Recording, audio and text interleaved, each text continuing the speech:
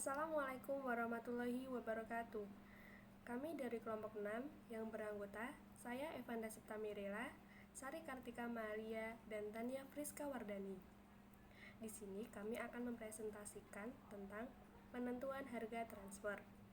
Materi diambil dari buku acuan modul Sistem Pengendalian Manajemen dari Hari Enjang Syahputra dan modul belajar Antoni N. Govindo Rajan yang disusun oleh Babang Pesip. Harga transfer. Harga transfer ini memiliki dua arti. Yang pertama, arti luas adalah penentuan harga barang atau jasa yang ditransfer kepada antara pusat pertanggungjawaban dalam satu organisasi tanpa memandang bentuk pusat pertanggungjawaban. Arti sempit adalah harga perpindahan barang antara dua pusat laba atau lebih, yang mana harga transfer digunakan untuk kepentingan penilaian kemampuan laba divisi.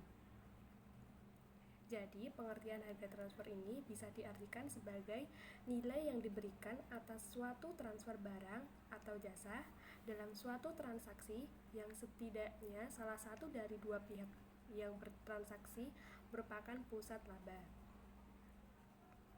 Adapun syarat dari harga transfer ada 3. Yang pertama, sistem harus mencerminkan informasi yang relevan yang dibutuhkan pusat laba.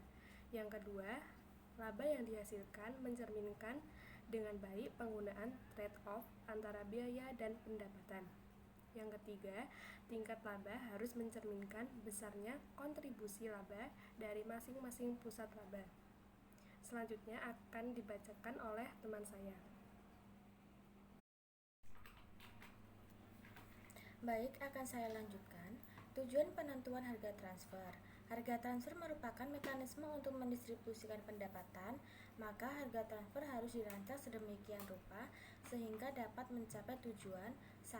Memberikan informasi yang relevan kepada masing-masing unit usaha untuk menentukan timbal balik yang optimal antara biaya dan pendapatan perusahaan.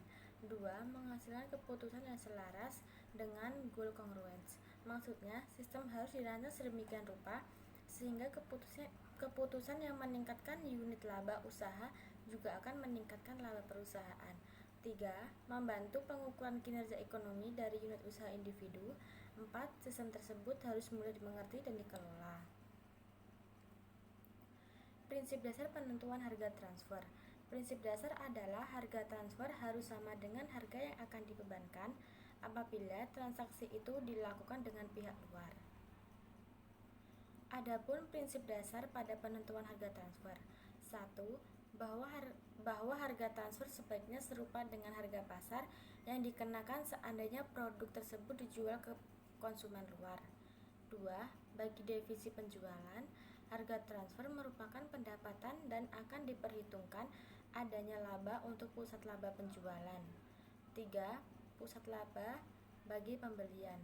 Harga transfer merupakan biaya dan harga pokok sehingga diharapkan masih dapat dijual dengan memperoleh keuntungan. Metode penentuan harga transfer.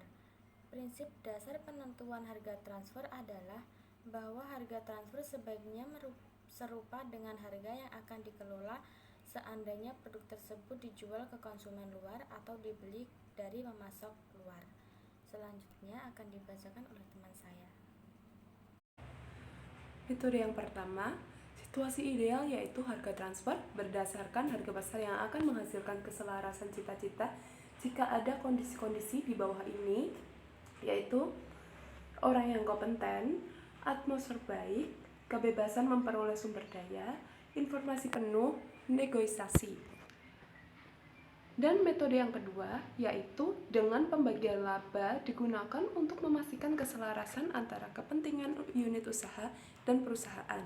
Sistem beroperasi dengan cara yang pertama, produk ditransfer ke unit pemasaran pada biaya variabel standar. Yang kedua, setelah terjual, unit membagi kontribusi. Kemudian metode yang ketiga dengan dua kelompok harga. Namun, dalam metode ini memiliki kelemahan, yaitu yang pertama, jumlah laba unit usaha akan lebih besar daripada laba perusahaan secara keseluruhan. Dan yang kedua, sistem ini dapat memicu unit usaha hanya berkonsentrasi pada transfer internal karena terpaku pada markup yang bagus. Ini adalah cara mengatasi transfer harga. Kesepakatan antara divisi dan atau pusat laba. Negosiasi untuk memutuskan harga jual kepada pihak luar dan menentukan distribusi laba untuk produk yang mengundang profit. Dan metode yang kedua yaitu penentuan harga transfer 2 langkah. Dihitung dengan cara membebankan sebesar biaya variabel standar dan secara periodik pusat laba penjualan membebankan biaya tetap untuk produk yang dijual dan presentasi keuangan.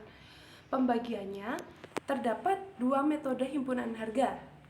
Metode yang pertama ialah divisi produksi yang menjual ke divisi pembelian dapat dikreditkan sebesar harga jual ke konsumen. Dan metode yang kedua, divisi pembelian didebitkan sebesar biaya variabel standar penuh. Sekian presentasi dari kami, Sari Kartika Mahalia, Evanda Septamirela, dan Tania Friska Wardani. Kami mengucapkan terima kasih atas perhatiannya.